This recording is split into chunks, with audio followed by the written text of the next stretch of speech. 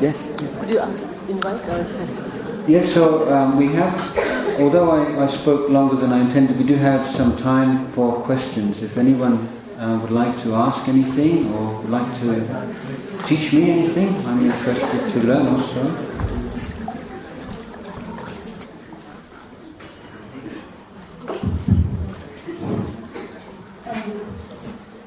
Mine is one question about this meditation. To me, like meditation, to my understanding, meditation is something which you look and you see, but you don't look. You hear, but you do not listen. Is it something like this? If that's more like the results of meditation rather than the technique or method of meditation. When the mind is very mindful and very calm and stable, then it does not react in the same way to stimulus from the outside world. So something can impinge upon your ear, but there's not the usual reaction of like, dislike, or making a big story out of something. Similarly with the eye, sees a form. I like just to tell a short anecdote. When my teacher, my guru in Thailand, has many Western disciples, and when the first group of monks trained in Thailand were invited to England to establish a monastery in England, they started off for the first few months or first year, they were living in the centre of London. They were looking for a forest to build a forest monastery like we have in Thailand, but in the meantime they were in London. And the temple was on quite a busy street, and opposite a pub, where there was often the loud rock music. And after they'd been there for some time, our teacher went to visit, and in the evening meditation period, there was a party in the pub, and so there was loud music and singing, and then at the end of the meditation, there was a question and answer session. And somebody said to my teacher, they said, very difficult for me to meditate because so many sounds disturbing my mind.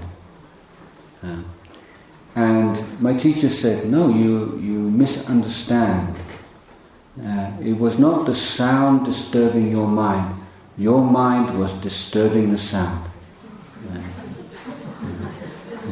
The sound is just a sound, So don't let your mind disturb the sound. So that's similar to what you were saying.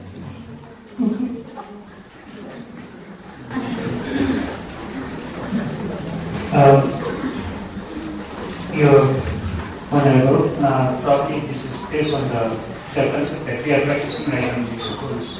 Throughout the country, probably with the conception of GNH, educating for GNH, we came up with the concept of meditation classes. Probably children are asked to meditate whenever possible, even in the middle of a lesson, and they cannot really give in their complete attention. But then, knowing that meditation is an internal inner transformation, it sometimes becomes quite misleading for the young children, especially young mind. Because that would mean sometimes giving them a time to think something different than what you are actually asking them to do. Yeah. So sometimes what we understand is that we are, in some cases, in a way we are trying to mislead them with the concept of meditation and making them think something different than what we are trying to convert them into. So we are not very sure what should be the crucial sparks in their life that could really lead to a sort of inner transformation, and then understand meditation as a complete concept rather than taken in a very sort of misleading way that currently might be happening. But then there is no such data to verify up and then say that they have been misled. But then to certain concept we can find that this might be happening because as I observed, even we try and then sometimes we are completely guided by the meditation itself rather than taking really as a transformation. So probably through your experience you would like to know what would be that crucial sort of point and spark in especially young minds that can really help them with that inner transformation with meditation. Well, yes, I think that pointing out the extent to which we are the prey of our habits and how often we find it very difficult to act in harmony with our goals and intentions and ideals. So I think all of us can think of examples of things you think. Can you think of something really good, that you've thought for a long time, I'd really like to develop this in myself, I'd like to be like this, and yet now we realise we still haven't really got round to it, it's just too difficult. Or otherwise we have these bad habits, and you think, I know it's a bad habit, I don't want to do this, but I just can't stop. So this is a fundamental problem. How can we apply ourselves to positive things which we have a lot of resistance to, and how can we refrain from negative, destructive habits that we find we just cannot do without. And my suggestion is that it's only the well-trained mind which has the strength to do that. So if we're saying, like, if you want to lift something up, it's heavy, so I can't lift it. What can I do? I can't lift it. Well, you have to do some exercise. You get a strong arm, now you can lift it. So if your mind is very weak, you'll never achieve anything. And this is why this meditation is important. Now I gave just now at school, I gave some advice. Real difficulty for meditation. One is, I think in Bhutan particularly, a lack of clarity and clear definition. What are we talking about when we say meditation? It's almost like asking people in England or someone, okay, you believe in God, what is God? And everyone gives you a different answer. They don't really know. They have, and it's like in Bhutan, what is meditation? You're meditating. I asked these children the other day, well, what do you do? Oh, we sit like this, like no. What do you actually do when you're meditating? Nobody could answer, So I think to prevent compulsory meditation in schools being just like an empty form or a ritual, you need to have some real clear definition. What exactly are we doing? This should be every bit as clear as when you're teaching history or physics or something. What is the reasoning behind it? What are the kinds of results that you should be expecting to see? Now, one suggestion I had as for a particular technique which offers feedback and which is empowering for students is counting the breath. Now in this method you sustain attention on this one spot, and then as you breathe in you count 1, and you breathe out you count 1, in 2, out 2, in 3, out 3, in 4, out 4, in 5, out 5. But then when you get to 5, you start again. 1, 1, 2, 2, 3, 3, 4, 4, 5, 5, 6, 6. And then you start again, and you count 1, 1, 2, 2 to 7. And then 1 to 8, and then 1 to 9, and then 1 to 10. So you give this is your task. Your task is to be able to sustain your attention for this one cycle. It means to count 1 to 5, 1 to 6, 1 to 7, 1 to 8, 1 to 9, 1 to 10, without forgetting without distraction at all. And you make that a goal. And this is useful, one, because it gives you something specific to do, for a child. You don't just, don't think about anything, just, you want something, what should I do? Yeah. So this is your goal. To begin with, you can't do it, okay? But if you stay with it, you can see progress which is measurable. You can see when I began, even when I got to 5, I already daydreaming. But then you say, after some time I could get to 6 and 7 and 8. So you see there is some progress being made. And I can do this. I myself am capable of getting better at this the more I do.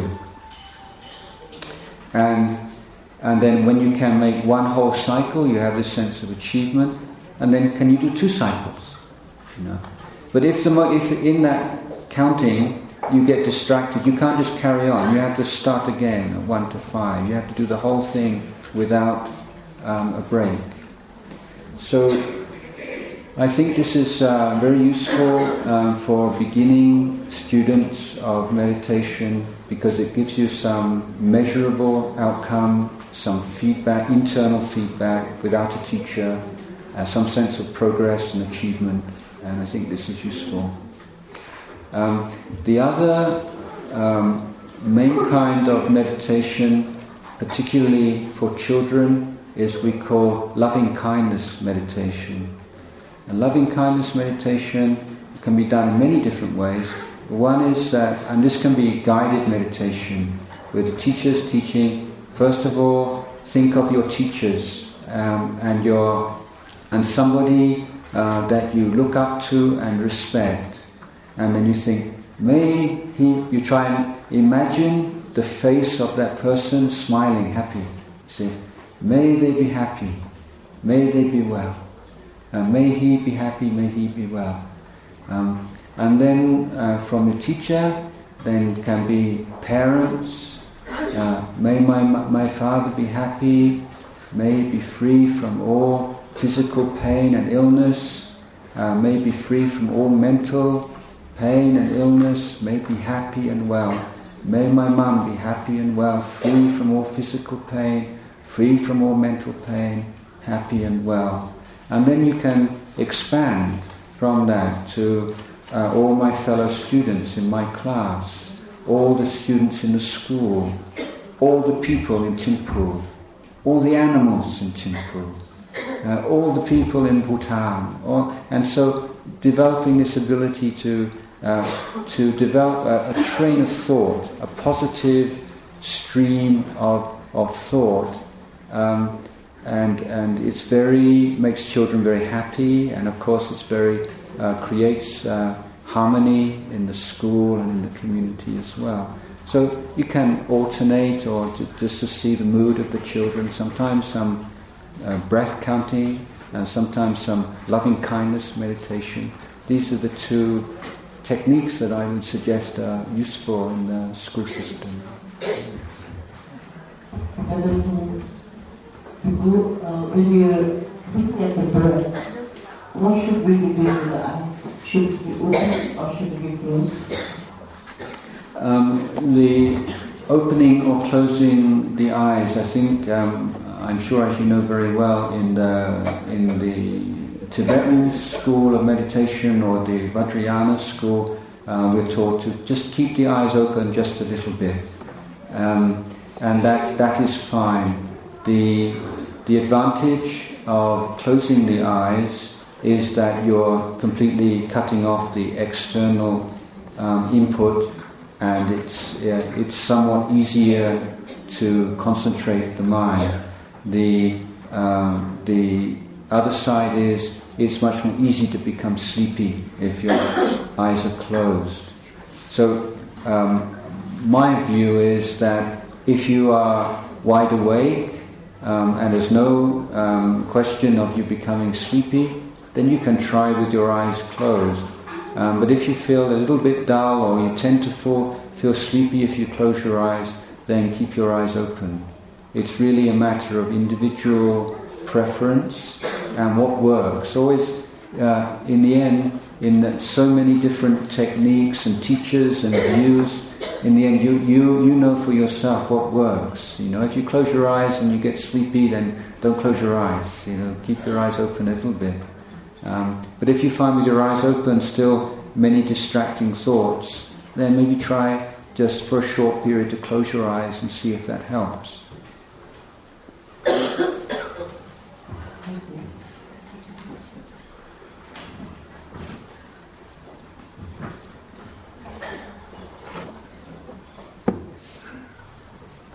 I wanted to tell you another story.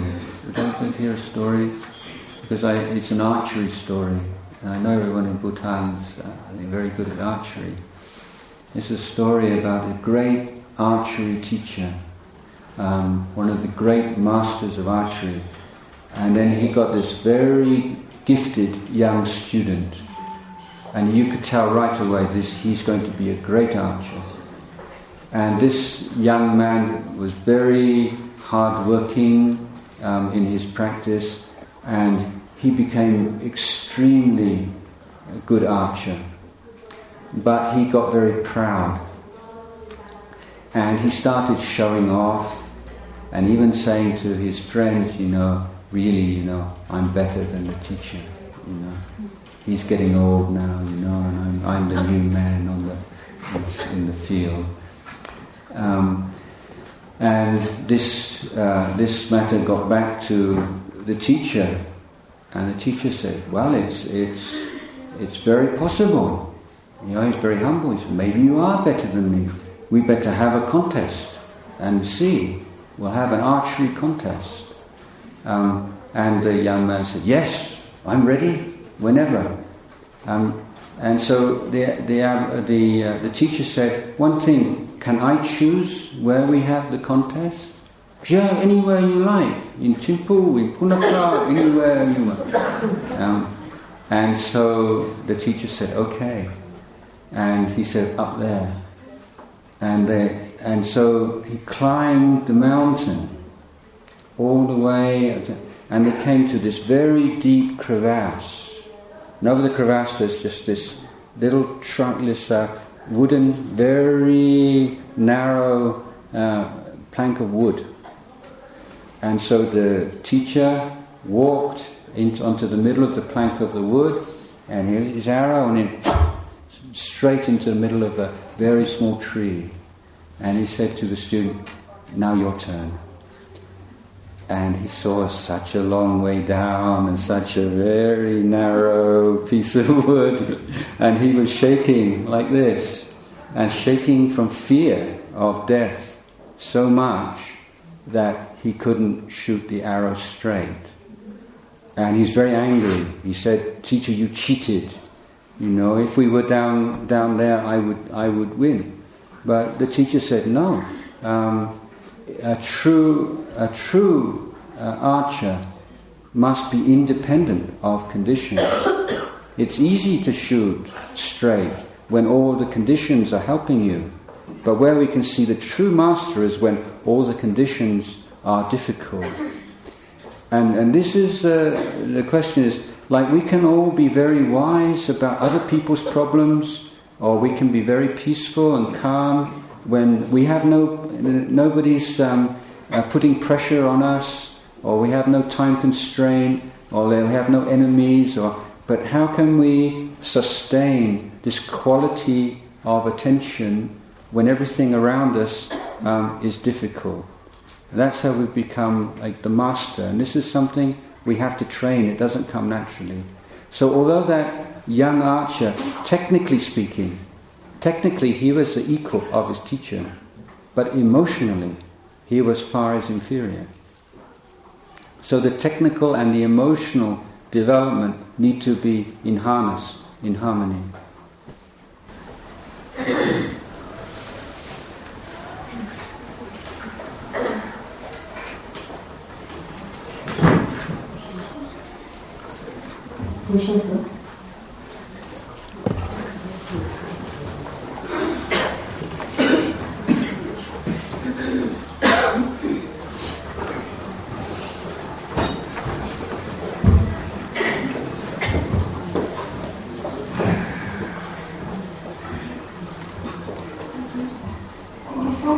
for revitalizing us from the spiritual knowledges. My curiosity is that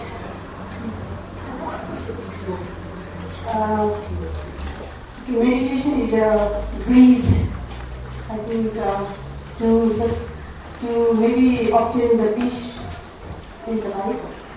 And once a person, after a lot of practice of meditation, if a person reaches to the state of mind that's called a very special word that's called enlightenment.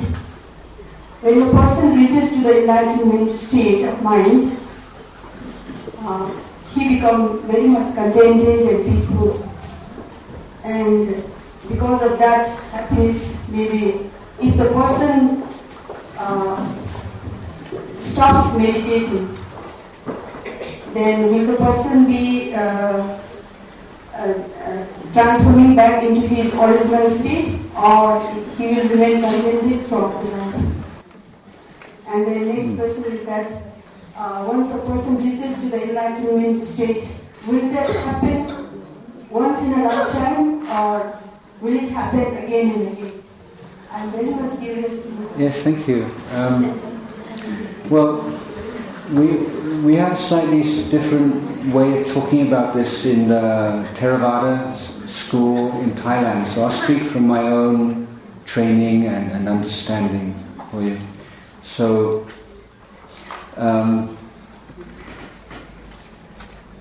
generally speaking, the development of meditation and there are two aspects in balance: the calming, stabilizing meditation, which is called shamatha or samatha, and the vipassana or vipassana, which is insight and wisdom. So these things have to be developed in harmony. But we can compare that training to purifying or heating water which has some bug. So to kill the bug, you need to get to 100 degrees and to boil the water. Even if the water is 90 degrees or 95 degrees, it's very hot, and subjectively it's almost boiling. But unless you get to a boiling point, the bug will still be alive, and whenever the water cools down, you're in the same situation. So for the meditator who's not yet reached enlightenment level, then the benefits of meditation can decline because they're not fixed yet. But the enlightenment is at the stage in which these developments and transformation become fixed. So like, say if you're making cement, and you have sand, and you have gravel and water and cement powder. You mix the cement and the sand, and it's really quite mixed. But you could, if you had the right technique, at some point separate them. But the moment you add water, you cannot change the state anymore. So the enlightenment is like when the water's added. It's the state in which these things become fixed and unchangeable. But in my tradition, we talk about 4 levels of enlightenment, and that at each level, more of the negative qualities, the more subtle negative qualities, are abandoned. So the first level we call stream entry, and this is the crucial point, because after that, this is like we call shutting the door to the lower realms. If you reach that level in enlightenment, you are sure you can never again be born in the hell realm, or as an animal, or as a hungry ghost. That forever in the past. This is a fixed thing. And then there is further development of the same path to the 2nd level and 3rd level, and highest level is 4th level. But that's not to say that everyone goes through that same 1, 2, 3, 4. Somebody might just go right up to the 2nd level or the 3rd level in one jump. Is that clear? Yeah. Thank you so much.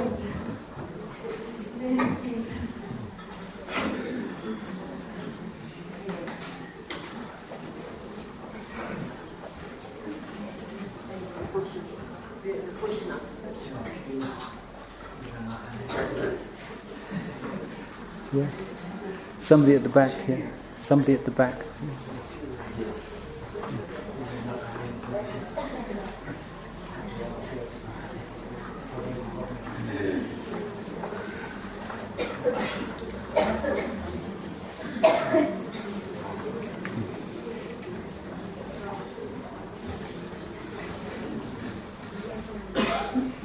Very nice to be here today and get such valuable lessons from your Venerable One.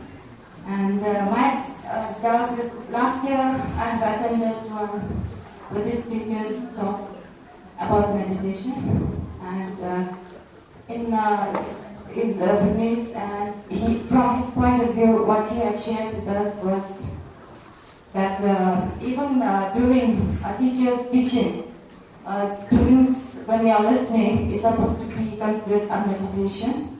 And another is the Buddhist meditation, breathing meditation.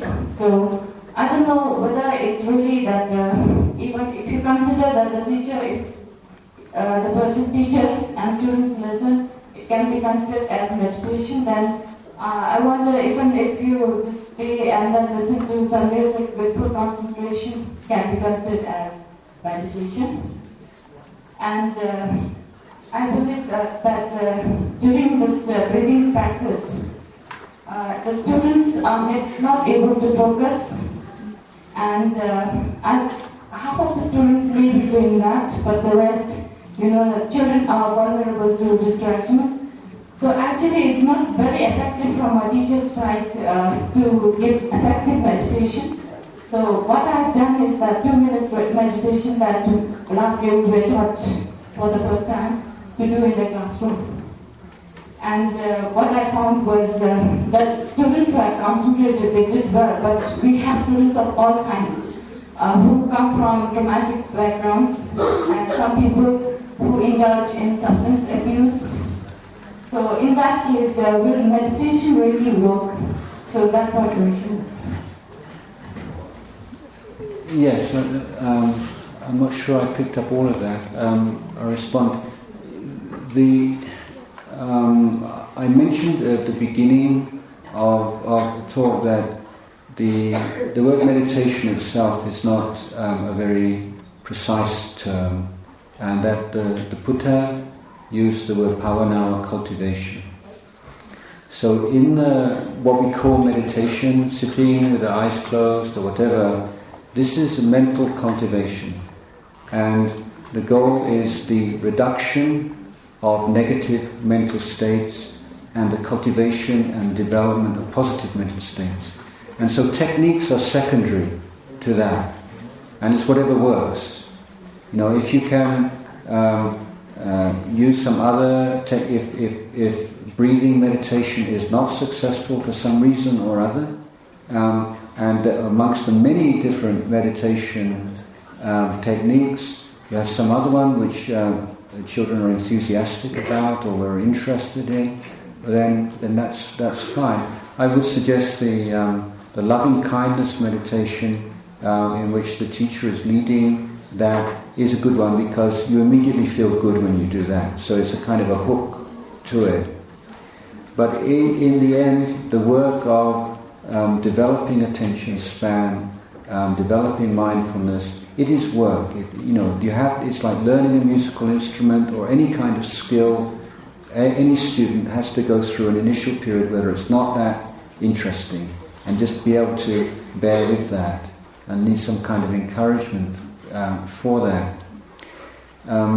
Meditation is not a cure-all for all problems, all difficulties. It's not a magic wand, and it's not recommended for people who have serious mental problems or have serious issues in that way. I would think that, having said that, for people with substance abuse, that kind of some forgiveness meditation, some loving kindness for themselves, this is important. I gave a meditation just now, starting off a meditation wishing well to others. The traditional system is to begin with yourself.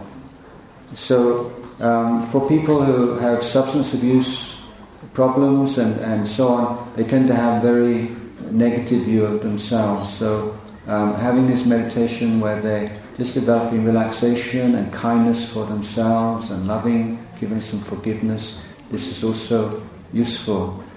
But for people who have some serious mental problems, then the kind of cultivation which is much more useful is helping others, practical, selfless work, developing kindness in social situations. So it's considered like one spectrum, we're not just sort of taking, it's one particular kind and probably the most powerful kind of cultivation. But in a particular situation where an individual is not ready for that or it's not quite right, then some other kind of cultivation which is aimed very clearly and precisely on abandonment of unwholesome tendencies and development of wholesome tendencies in the mind can provide alternative. With all my in the presence of the Excellency and in the presence of my friends, I would like to share what I have a doubt in my mind about meditation. And I do sometimes, like I try to meditate sometimes, it is successful, but sometimes every day it's not the same state. For example, we may have a problem at home or anywhere when we teach also. And then like, instead of meditation, I think of how to find a peaceful way to solve the problem, to solve that problem in a peaceful way. So I would like to know whether thinking and finding ways to solve that problem in a peaceful way is also a part of meditation. Because we solve the problem in a peaceful way, and I feel that also brings peace to the mind. So whether it is also a part of meditation. I would say we're really, we're in a problem of definition of terms. What do we mean by meditation? And if we return to that, my proposal to the original Buddhist vocabulary is like cultivation. So we can say yes, definitely. If there's the solving of some conflict and develops of harmony and understanding, then that is social cultivation. In the particular meditation techniques that we're applying, we call these like formal meditation as opposed to informal meditation. One thing that need to particularly stress is the skill, life skill that we're developing, which is fundamental to all these other kinds of cultivation, is present moment awareness. Again, this is kind of often spoken about. Now, be here now. Be here with what you're doing. Don't let your mind wander off somewhere else and be distracted and confused. But how can you do that? You can't just do it with an act of will and decide today I'm going to be in the present moment. But it's the application of the meditation techniques which require you to be awake and aware in the present moment in a very focused and comprehensive way. And then the idea is that once you develop that skill and habit of present moment awareness, then that starts to manifest more and more in your daily life. So that in a conflict situation, you're not just reacting to what somebody says or their tone of voice or their body language, but you're able to be present to your own. You can be aware, my heart's starting to beat a bit more quickly now, or starting, and just develop some calming technique in your mind because you're presently aware of what is going on with you right now in this situation. So that the idea is that the more you develop these meditation techniques in a very kind of formal, even artificial way, you're developing particular skills, life skills, which then you apply in such situations with conflicts with children or difficulties with parents or whatever it might be. Thank you very much.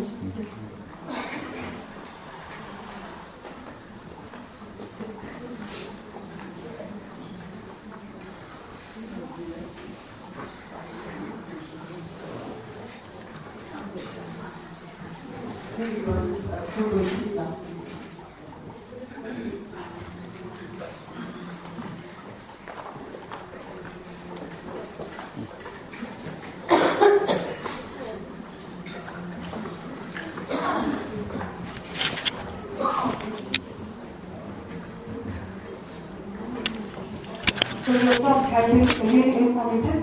I just have a little question query in my mind. What's there beyond enlightenment? Suppose all of us sitting here would start meditating and then, if possible, would reach a state of enlightenment. What after that? What after that? What do we feel, or how would we use it in our lives? Because I know it's very difficult to reach that stage, but well, if you have a sort of a flash or some kind of special experience in meditation, then it's probably not enlightenment. It's more likely to be a more temporary, special phenomena. So when the major issue in communities and cultures in which people meditate a lot is that the overestimation of their achievements. And so many people believe they're enlightened when in fact they've had some meditation experience which will pass away. The enlightenment, as I understand it, as we practice and study in our tradition, is a falling away of certain things. So it's not like you're attaining something. It means certain kinds of ways of looking at yourself and the world, certain negative qualities are now no longer there anymore. So it's not suddenly, you've got a halo or a glow about you or something. And actually, a lot of people who look really glowing people, they're not enlightened at all. It's quite misleading. I've got a bit wary of people that look really glowy and charismatic. My teacher, one of his most famous and key teaching is, he said, it's not sure. He said, this is the way you relate to your experience. He said, it's not sure. Don't be so sure about things, So he said, when you like something very much, it's not sure, because it's the things you like, and after a while you get bored with them. He said, I don't like this, I don't like that person. Well, it's not sure, it changes. And see how everything changes. Nothing is completely fixed or sure in this life. And it's developing a way of relating to experience in general. But he also applied this to enlightenment. So he said, so you think you're enlightened. He said, just teach yourself, it's not sure. So you don't even take that for granted. It means taking nothing for granted. And then you're safe. The moment you think, now I'm an enlightened person and I'm this and I'm that, then, it's dangerous. But you stay with the present phenomena. What's your present experience? Saying, I'm enlightened, I'm not enlightened, I'm this, I'm that. That's something you're adding on to present experience. So the extent to which you're fully in touch with what's happening right now. Say, okay, I've meditated and I just feel full of loving kindness for all beings. You don't have to go to the next step, therefore, I must be enlightened. You say, well, this is what I'm experiencing right now. But let's look at this. maybe tomorrow it will disappear. So there's always that sense of being aware of what's happening right now in the body and mind, and being very wary, even suspicious of labels for things.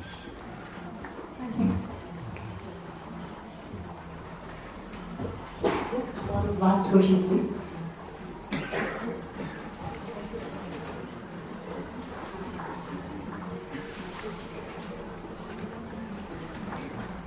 In that case, I have one question. I think all of us know the impermanence. Everybody knows that we're going to go away soon. But in spite of that, the suffering is there. People still inflict suffering on each other. And when you look at ourselves, we don't want to suffer. But still, with that knowledge, that impermanence is there, we don't want to suffer. But still, we see that happening all around us. Is there any solution or remedy or knowledge like that power? Well, we have, we have intellectual knowledge, but that's not an experiential knowledge.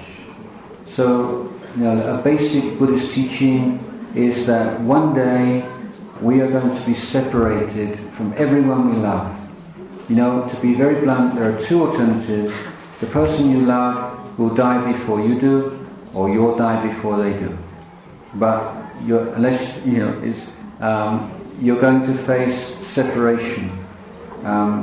Probably to begin with from grandparents and then parents. Sooner or later, everybody is faced with the truth of separation. That's just inseparable from our life. Now, we can, I think all of us hear that, and I don't think anybody would disagree. It's not possible to argue that. And we may think, well, yeah, we have some sort of wisdom and understanding of human life. But what happens when we are suddenly separated from someone we love? Suddenly we find someone we love has cancer, or is in an accident and dies suddenly. Then it's like all the knowledge and understanding just goes out the window. We just forget all about it. It's just meaningless. It's empty words. And this is the problem that we face, that we have as yet find it very difficult to integrate understanding and intellectual knowledge into our hearts.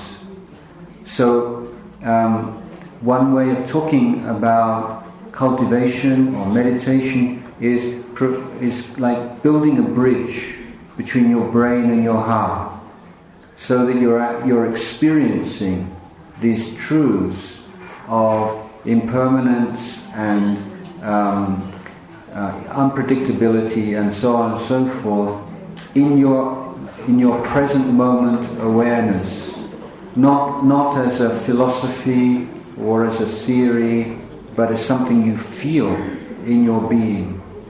And I think that is the way.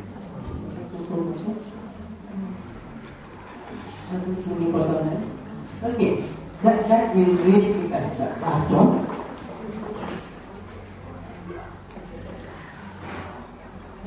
The whole purpose here was actually to learn about meditation and enlighten ourselves.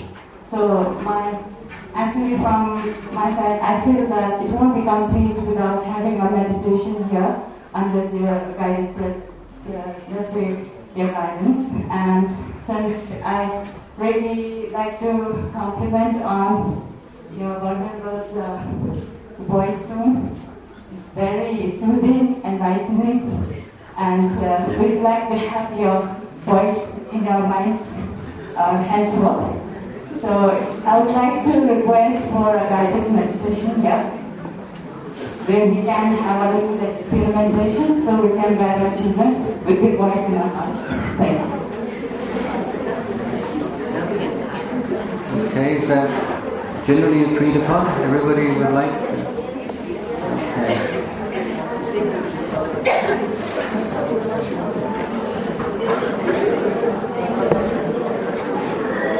Okay, to begin with, a couple of words about posture, how to sit. So there are so many teachings on this point, but I would say there are only two principles here. One is that we sit straight, but not rigidly straight, naturally straight, like a tree. And secondly, we sit still. So whether you sit on a chair if you've got bad legs or bad knees, or you sit on the floor, whether you sit full lotus, half lotus, whatever, these are the two principles. And the reason is that the body affects the mind just as the mind affects the body. And as the mind is already very distracted, if your body is also moving around, it makes it even harder to still the mind. And if your body is not straight or you're hunched over, it's very much easier to become sleepy. So we want to create the optimum conditions. Optimum physical conditions means sitting still, sitting straight, and then it's also important to set up your mind mentally, just to talk to yourself a little bit and say, now is my meditation period, and I'm not going to think about the past or the future. I'm not going to think about my family, or if I have some pressing problem, I think about that some other time. This is the time just to put everything down, just for a while, just temporarily. Like you're carrying a heavy suitcase, you just put it down for a while, just for a rest. Okay? Now the goal of meditation is not just to become peaceful. If you think I'm going to meditate to become peaceful, well, just when agitation becomes less, you'll just like that so much you'll get sleepy. So now we have set up the body and we have established our right understanding that we want to develop the state of relaxed wakefulness, wakeful and relaxed. And as an exercise to develop this state, I would like you all, first of all, to observe, to be aware of the sensations in your head, just on the top of your head. What is the feeling there? Don't try to imagine it or to think about it, just the direct experience of your head. As you breathe in and you breathe out, what are the sensations appearing? Is there heat or cold or pressing or aching, or what is going on there? And now the sensations in your face. Bring your attention, bring your present moment awareness to your face, to the forehead, the eyes, the nose, the cheeks, the lips, the tongue, chin. Breathing in, breathing out, developing a present moment direct awareness of this part of your physical nature we call the face. Breathing in, breathing out in a very natural way. Now the sensations in your neck and your throat, training your mind to be able to awaken to, be aware of, present to the simple, normal, everyday sensation in the neck. Breathing in, breathing out.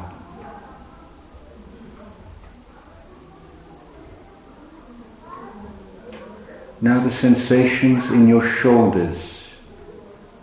The shoulders are where tension tends to accumulate. Be aware, simply aware, without judgment, without liking or disliking, without thinking and imagination, really aware of the sensations in your shoulders.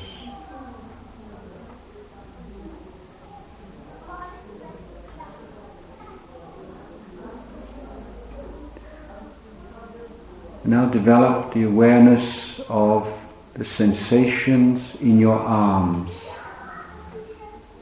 following down from the armpit, down the arm to the elbows, the forearms, the hands, the fingers.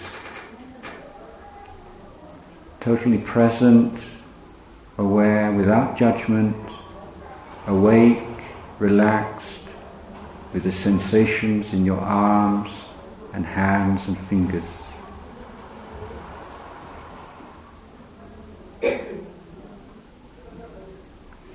Now bring attention to your chest.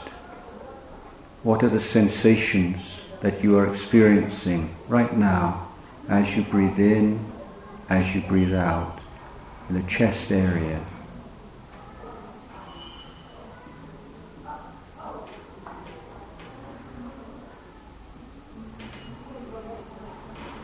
And now in the tummy, the belly area, as you breathe in, as you breathe out, what are the sensations? There's no right sensations or wrong sensations. There's just whatever is present right now.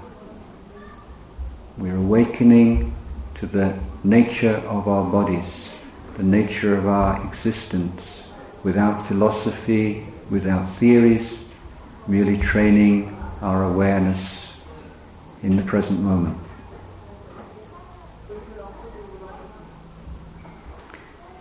Now bring your attention to the back, and from the base of the neck, down the back, aware of any sensations that are present as you breathe in, as you breathe out.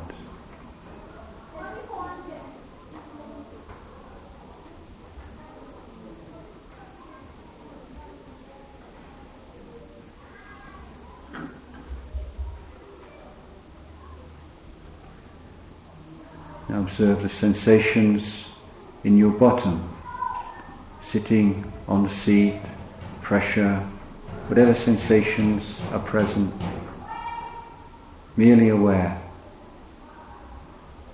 as you breathe in, as you breathe out.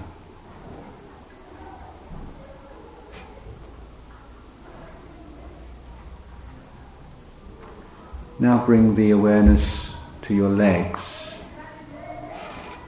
From the top of the legs, the thighs, the knees, the calves, the ankles, the feet, the toes. Breathing in, breathing out.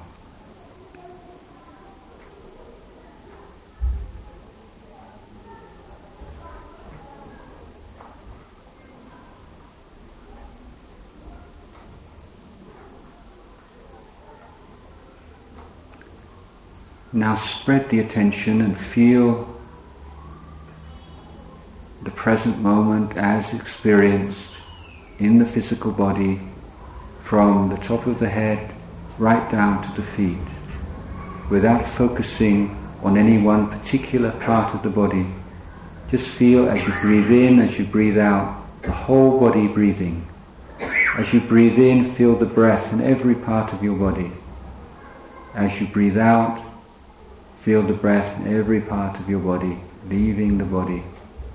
Breathing in, breathing out, totally aware, present to your experience. This is the real world, the world of experience, not the world of memory or the world of imagination. This is the world as we experience it. Nothing to do, nowhere to go, nobody to be. Experience the present moment as you breathe in, as you breathe out. Awake, aware, relaxed.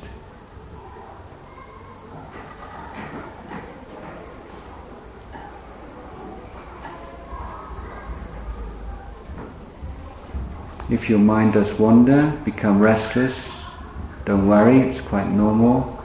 Just very gently, but very firmly, bring the mind back to the present moment.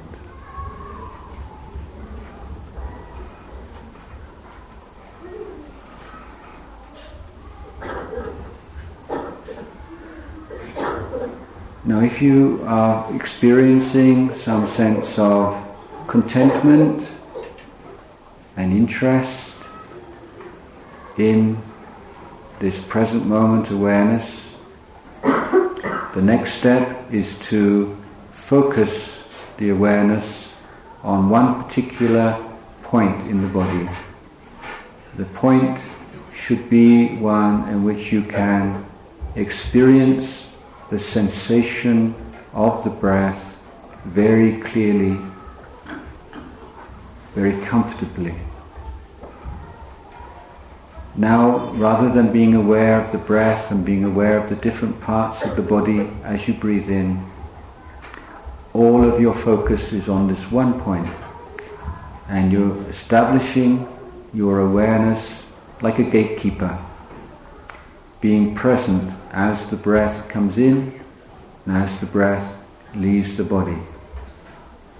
There's no body breathing, there's no person breathing, just a natural process happening by itself. Our duty is to be awake and aware, recognizing the nature of the in-breath and the out-breath, sustaining attention for the whole duration of an in-breath and the whole duration of an out-breath. At this stage you may be simply aware of the sensation of the breath, training the mind to be aware without distraction, or you may count the breath. The effort is to be not too tight, not too loose, just right. So that's enough for the meditation this afternoon. So did you enjoy? Yes.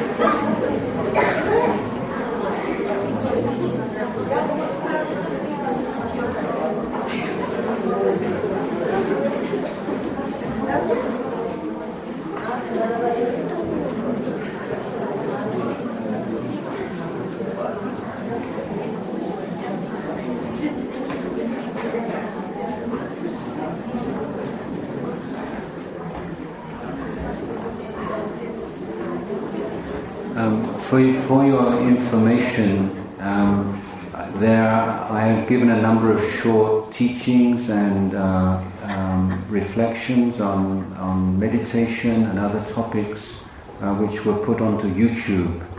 So if you have access to internet and you look up my name on YouTube, you can listen to some more.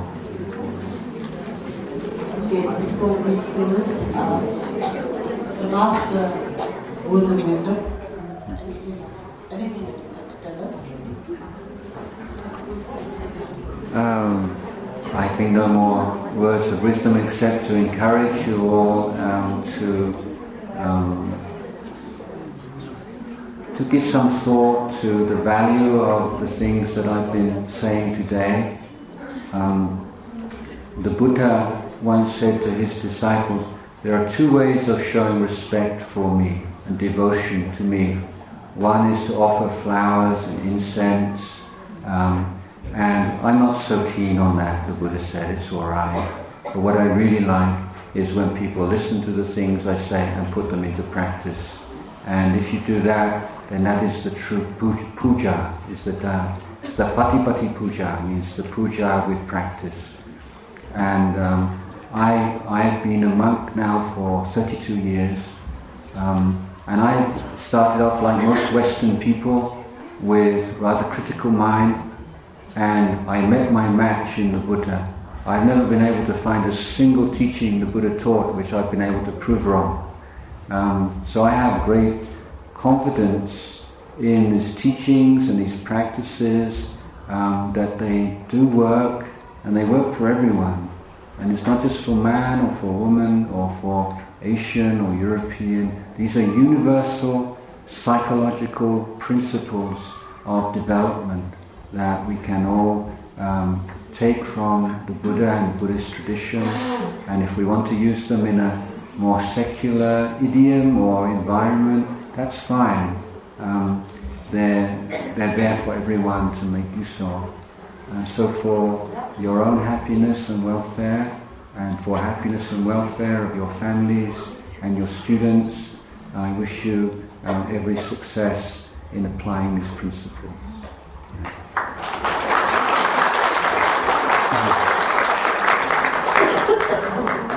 On behalf of my Ministry of Education, and particularly on behalf of my colleagues, I'd like to offer our deep reverence as well as gratitude to the Venerable Jayasaro.